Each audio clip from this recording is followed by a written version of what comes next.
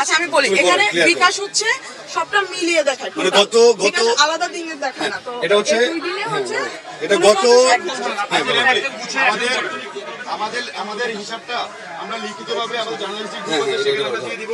এখানে সে একটা অ্যামাউন্ট বলেছে, আপনার ভিডিওতে আছে, শুরুতে যেটা বলেছে সেটা চাইলে সব রিপিট করতে পারে। তুমি একটু রিপিট করে দাও, রিপিট করে দাও, আপনার প্রশ্ন করবেন না। হ্যাঁ, আজকে এখনো পর্যন্ত যতটুকু গোনা হয়েছে সেই ক্যাশ টাকাটা হচ্ছে 1,86,48,00,000 টাকা। আর গতকাল এবং আজকে মিলিয়ে অনলাইন ব্যাংকিং এসেছে 49,50,000 টাকা। যেহেতু গতকালকে আমাদের 20 লক্ষের মতো অনলাইন ব্যাংকিং এসেছিল, তাহলে আশা করা যায় যে আজকে 29 লক্ষ টাকা 30 লক্ষ টাকা অনলাইন ব্যাংকিং এসেছে।